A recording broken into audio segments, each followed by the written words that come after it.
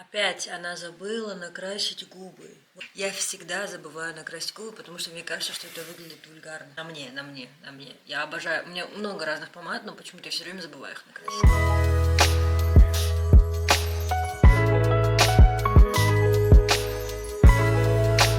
Всем привет! Я сейчас нахожусь в Мюнхене, и это влог, серия, точнее, влогов, дневники практикантки из парламента Германии. Сразу скажу, что во время прохождения практики я снимала разные ролики, но руки, как всегда, не доходили до того, чтобы это все обрабатывать, выкладывать вовремя. Но я думаю, тем не менее, материал очень интересный, и для тех из вас, кто захочет в дальнейшем, в следующем году, например, поступать, подаваться на эту программу IPS, International Parliament стипендию, это будет интересно. И вы сможете даже проверить, не знаю, сравнить свой опыт с моим, и напишите мне в комментариях, я уже жду. Если вы найдете мой канал и напишите мне в комментариях что-нибудь интересненькое, что у вас было, что у вас не было такого же, я буду очень рада. Я пока еще не знаю, сколько их по количеству будет, но это у нас вторая серия. В прошлой серии я вам, в принципе, рассказала о том, как я собирала чемодан, как это было тяжело, как я сюда приехала, что у меня вообще такое было, какая у меня соседка. Сегодня я вам покажу несколько вещей. Во-первых, рум-тур, покажу экскурсию по городу, которую нам проводили, ну и, в общем, другие моменты, которые, мне тут просто все написано, которые были интересные, особенно, знаете, в первые дни, когда ты такой весь excited, такой весь воодушевленный, что же будет дальше, с людьми знакомишься, по 100 раз отвечаешь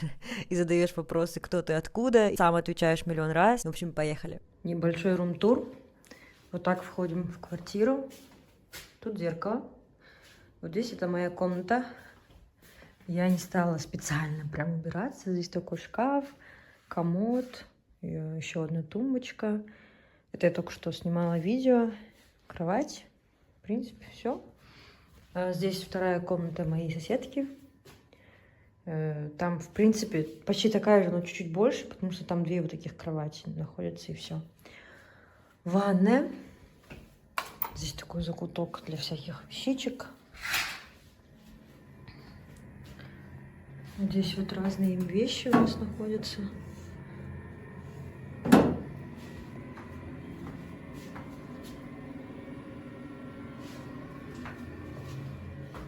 Все цивильненько, все нормально. Здесь проходим, здесь у нас кухня. Это моя соседка что-то делала с утра. Это я только что себе разогревала обед, потому что у нас нету микроволновки. Здесь вход, и здесь такая общая комната, где вот я готовлюсь. Там у нас балкон. Вот это вещи соседки. Это мой обед. А-ля паста. Вот такой у нас вид. В принципе, вот.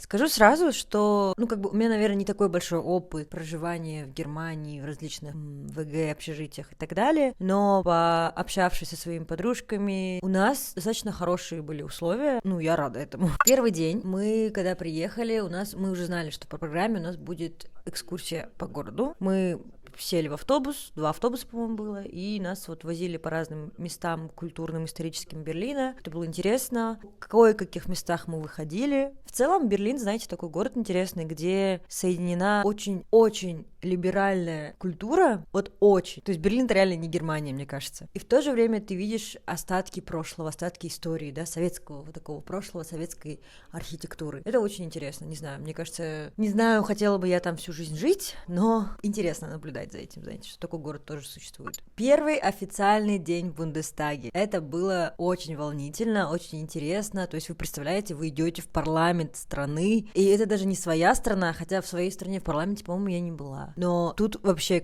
сердце а-ля Европы, демократия, Германия. И то есть я об этом думала, но никогда даже не мечтала, что я в этом здании, если честно, окажусь. Да, в здание Бундестага можно зайти, в Райхстагскуполь, да, то есть вот этот вот купол, туда, в принципе, туристам можно заходить заранее, записаться, но именно в здание, где сидят депутаты, где проходят заседания, где реально происходит какая-то политика, какие-то обсуждения о насущных проблемах общества, и даже мечтать об этом не могла, честно. Нас там встретили, у каждого были свои кувертки, у каждой страны, мы немножко рассказали про себя, как всегда, конечно же.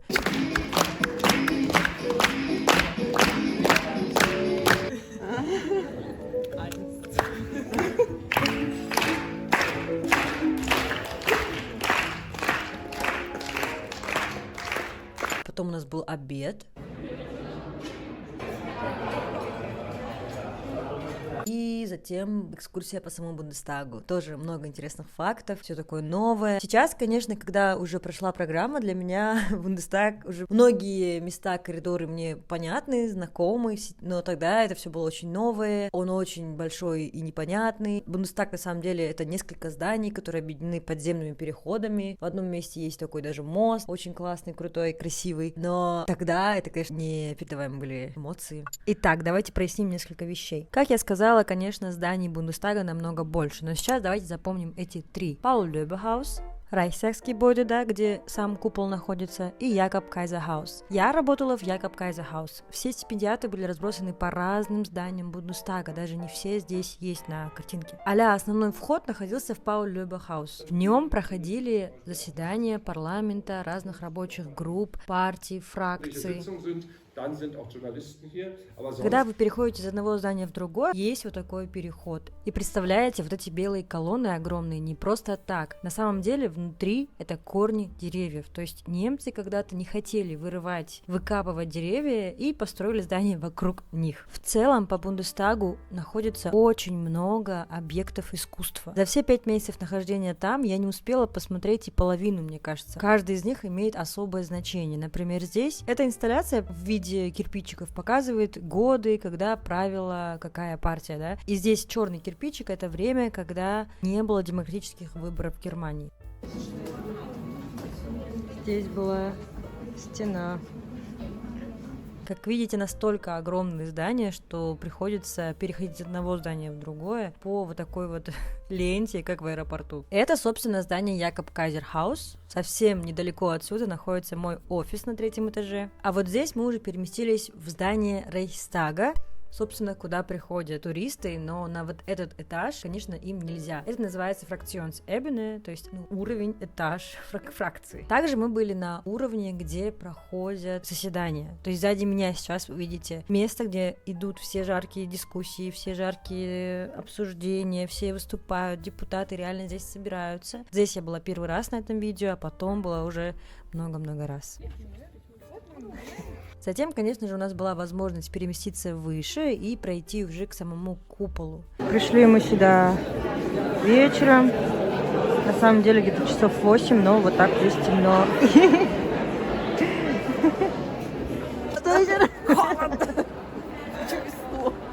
Сегодня уже весна, лёд. По немецким меркам это примерно к Наурызу только будет, по-моему. Смотри, как красиво. Скажи на узбекском, как красиво.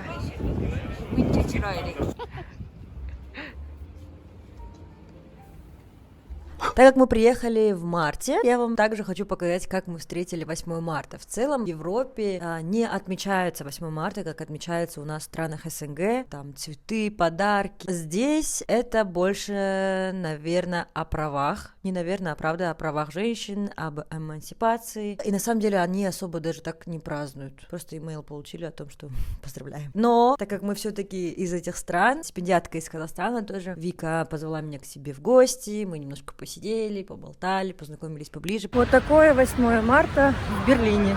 Идет снег. Я не знаю, видно или нет. Вообще не чувствуется из-за праздников. У нас холодно. Ну, не так-то в Астане, конечно же. Я иду домой к одной девушке, к Вике, которая тоже училась в нашем университете. И сейчас со мной на этой программе, она тоже из Казахстана. Я приготовила шарлотку и вот несу ее.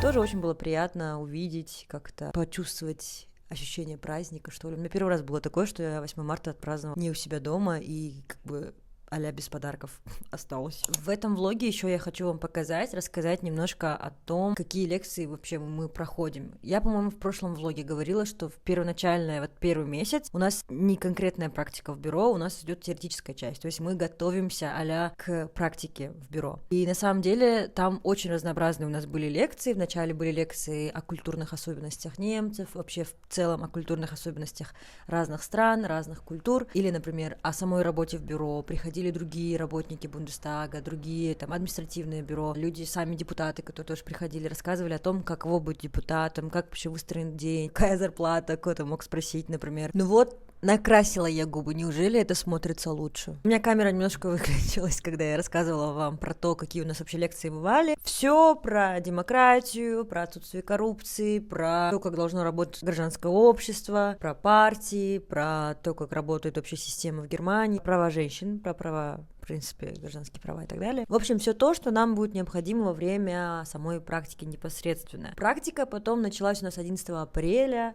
но о ней поподробнее расскажу уже в следующих дневниках. Надеюсь, вам понравился этот выпуск. Не забывайте посмотреть первый выпуск, не забывайте поставить лайк на этот выпуск, если вам понравилось. Напишите, пожалуйста, в комментариях, что вам интересно еще узнать. Впереди нас ждет очень насыщенная программа. Расскажу вам про первые впечатления, про свою команду, куда я попала, чем я занималась конкретно, да, какие события еще происходили. Кстати, так незапланированно задним числом у меня еще вышел влог, когда я ходила на концерт Гарри Стайлса. Это как раз-таки вот было а-ля в моменте, в мае, 18 мая.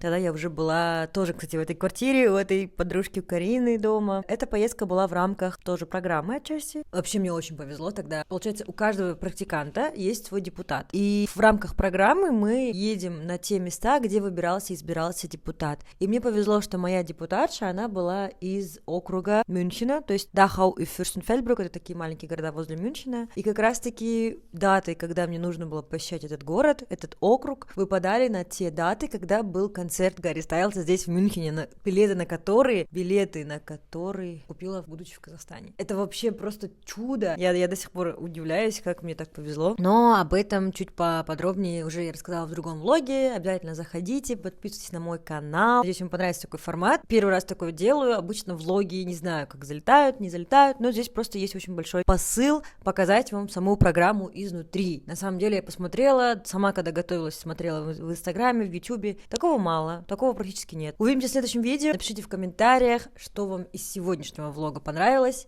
и что вы ждете в будущем. Всем пока. Ой, капец, дунула, да?